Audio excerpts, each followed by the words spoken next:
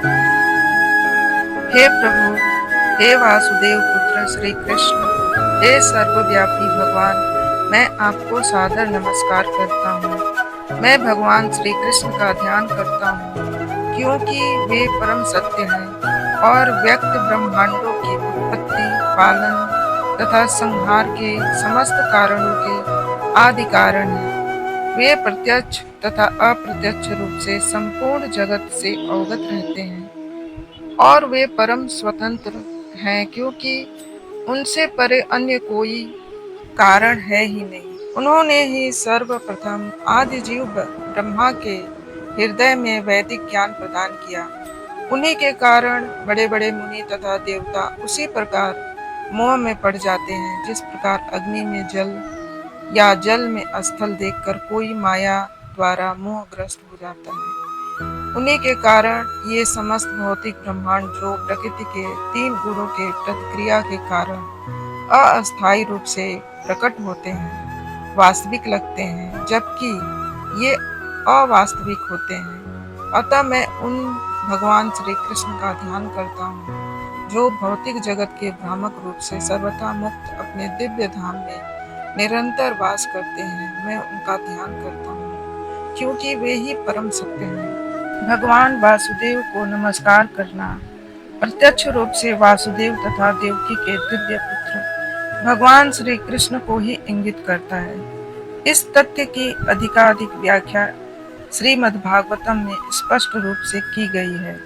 यहाँ पर श्रील व्यासदेव दृढ़ता पूर्वक कहते हैं कि श्री कृष्ण ही आदि भगवान है और अन्य सभी रूप उनके प्रत्यक्ष या अप्रत्यक्ष पूर्ण अंश या विभिन्नांश है। सामवेद उपनिषद में बताया गया है कि भगवान श्री कृष्ण देवकी के दिव्य पुत्र हैं। इसलिए इस स्तुति का यह पहला कथन बताता है कि भगवान श्री कृष्ण ही आदि भगवान है। यदि परम भगवान किसी दिव्य नाम से जाने या जा सकते हैं तो श्री कृष्ण शब्द ही होना चाहिए, जिसका अर्थ है सर्व आकर्षक। श्रीमद् भगवत गीता में श्री भगवान ने कई स्थानों पर स्वयं को आदि भगवान घोषित किया है और इसकी पुष्टि अर्जुन द्वारा तथा नारद मुनि, श्रील व्यास आदि महान मुनियों द्वारा की गई है। पद्म पुराण में यह भी कहा गया है कि श्री भगवान के असंख्य नामों में श्री कृष्ण नाम सर्व प्रमुख है। वासुदेव नाम श्री भगवान के पूर्ण अंश का सूचक है और उनके अन्य सभी रूप जो वासुदेव से अभिन्न है इस ग्रंथ में बताए गए हैं। वासुदेव नाम विशिष्ट रूप से वसुदेव तथा देवकी के दिव्य पुत्र का सूचक है। सन्यासियों में सिद्ध परमहंसों द्वारा भगवान श्री कृष्ण का निरंतर ध्यान किया जाता है। वासुदेव अथवा भगवान श्री कृष्ण ही समस्त कारणों के कारण है। जितनी भी वस्तुओं का अस्तित्व है ये सभी श्री भगवान से ही उद्भूत है। ऐसा किस प्रकार है इसकी व्याख्या इस ग्रंथ के अगले अध्यायों में की गई है। इसमें भगवान श्री कृष्ण का दिव्य आख्यान है। श्रीमद् भागवतम का इतिहास भी अत्यंत महिमामय है। इसका संकलन श्री व्यासदेव ने दिव्य ज्ञान में परिपक्वता प्राप्त करने के बाद किया। उन्होंने अपने आध्यात्मिक गुरु श्री नारद मुनि के अनुदेशों के अनुसार इसकी रचना की। श्रील व्यासदेव ने समस्त वैदिक शास्त्रों का संकलन किया, जिसमें 4 वेद, वेदांत सूत्र, पुराण, महाभारत इत्यादि सम्मिलित हैं। किंतु फिर भी वे संतुष्ट नहीं हुए। तब उनके गुरु नारद मुनि ने उनको इस असंतोष में देखा तो उनको भगवान श्री कृष्ण के दिव्य कार्यकलापों के विषय में लिखने का उपदेश दिया। ये दिव्य कार्यकलाप इस ग्रंथ के 10वें स्कंद में विशेष रूप से वर्णित है, किंतु इसका सार तत्व प्राप्त करने हेतु मनुष्य को चाहिए कि वो धीरे धीरे इस ज्ञान को क्रमशः। स्वाभाविक है कि चिंतनशील मनुष्य सृष्टि का उद्गम जानना चाहता है। रात्रि में वह आकाश में तारों को देखता है तो स्वाभाविक रूप से वह उनके निवासियों के विषय में कल्पनाएं करता है। ऐसी जिज्ञासा मनुष्य के लिए स्वाभाविक है, क्योंकि उसकी चेतना विकसित है, जो पशुओं की तुलना में उच्च है। यह श्रीमद् भागवत पुराण भौतिक कारणों से प्रेरित होने वाले समस्त धार्मिक कृत्यों को पूर्ण रूप से बहिष्कृत करते हुए सर्वोच्च सत्य का प्रतिपादन करता है, जो पूर्ण रूप से शुद्ध हृदय वाले भक्तों के लिए बोधगम्य है। यह सर्वोच्च सत्य वास्तविकता है, जो माया से पृथक होते हुए भी सबके कल्याण के लिए है। ऐसा सत्य तीनों प्रकार के संतापों को समूल नष्ट करने वाला है। महामुनि व्यासदेव द्वारा अपने संकलित यह सुंदर श्रीमद् भागवतम पुराण ईश्वर साक्षात्कार के लिए अपने आप में पर्याप्त है, तो फिर किसी अन्य शास्त्र की क्या आवश्यकता। जैसे ही कोई ध्यान पूर्वक तथा विनीत भाव से श्रीमद् भागवतम के संदेश को सुनता है, वैसे वैसे ज्ञान इस संस्कार से उसके हृदय में परम भगवान स्थापित हो जाते हैं। धर्म के 4 मूल विषय हैं: धर्म, अर्थ, काम, मोक्ष। अधार्मिक जीवन असभ्य अवस्था है। वस्तुतः मानव जीवन का समारंभ धर्म के सूत्रपात से होता है। आहार, निद्रा, भय तथा मैथुन, ये पशु जीवन के 4 नियम हैं। ये चारों पशुओं तथा मनुष्यों में समान रूप से पाए जाते हैं, किंतु मनुष्य में एक अतिरिक्त कार्य धर्म होता है। धर्म के बिना मनुष्य जीवन पशु जीवन से ज्यादा अच्छा नहीं है। अतः प्रत्येक मानव समाज में धर्म का कोई न कोई रूप पाया जाता है, जिसका उद्देश्य आत्म साक्षात्कार है और जो ईश्वर के साथ मनुष्य के उस शाश्वत संबंध को बताने वाला है। मानव सभ्यता की निम्नतर अवस्थाओं में भौतिक प्रकृति पर प्रभुत्व जमाने हेतु सदैव होड़ लगी रहती है। दूसरे शब्दों में हम कह सकते हैं कि इंद्रियों को तुष्ट करने हेतु निरंतर स्पर्धा चलती रहती है। ऐसी प्रवृत्ति के वशीभूत होकर मनुष्य धर्म की ओर मुड़ता है। इस प्रकार वह कुछ भौतिक लाभ प्राप्त करने हेतु पूर्ण कर्म या धार्मिक कार्य करता है, किंतु यदि ऐसे भौतिक लाभ अन्य साधनों से प्राप्त हो सकते हैं, तो तथाकथित धर्म की उपेक्षा की जाती है। आधुनिक सभ्यता का यही हाल है। मनुष्य भले ही आर्थिक दृष्टि से संपन्न होते जा रहा है, लेकिन वह धर्म में उसकी रुचि धीरे धीरे खत्म हो रही है। मनुष्यों की रुचि अपने पूर्वजों द्वारा बनाए गए धार्मिक स्थलों में न होकर फैक्ट्रियों, दुकानों तथा सिनेमा घरों की ओर अधिक है। इससे यह सिद्ध होता है कि धर्म का आचरण किसी न किसी आर्थिक लाभ के लिए ही किया जाता है। एक दिन यज्ञाग्नि प्रज्वलित करके अपने प्रातःकालीन कृत्यों से निवृत्त होकर तथा श्रील सूत गोस्वामी को आदर पूर्वक आसन अर्पण करके ऋषियों ने कहा, हे पूज्य सूत गोस्वामी, आप समस्त प्रकार के पापों से पूर्ण रूप से मुक्त हैं। आप धार्मिक जीवन के लिए विख्यात समस्त शास्त्रों एवं पुराणों के साथ साथ इतिहासों में भी निपुण हैं, क्योंकि आपने समुचित निर्देशन में उन्हें पढ़ा है और उनकी व्याख्या भी की है। हे सूत गोस्वामी, आप श्रेष्ठतम विद्वान एवं वेदांती होने के कारण ईश्वर के अवतार श्रील व्यासदेव के ज्ञान से अवगत हैं। आप उन अन्य मुनियों को भी जानते हैं जो सभी प्रकार के भौतिक तथा आध्यात्मिक ज्ञान में निपुण हैं। इससे भी अधिक चूंकि आप विनीत हैं, आपके गुरुओं ने एक सौम्य शिष्य जानकर आप पर सभी प्रकार के अनुग्रह किया है। अतः आप हमें वह सब बताएं जिससे आपने उनसे वैज्ञानिक ढंग से सीखा है। अतएव दीर्घायु तथा आशीर्वाद प्राप्त होने के कारण आप सरलता से समझ में आने वाली विधि से हमें समझाइए कि आपने जनसाधारण के समग्र एवं परम कल्याण के लिए क्या निश्चय किया है। हे विद्वान, कली के इस लौह युग में मनुष्यों की आयु कम है। वे झगड़ालू, आलसी, पथभ्रष्ट, अभागे होते हैं।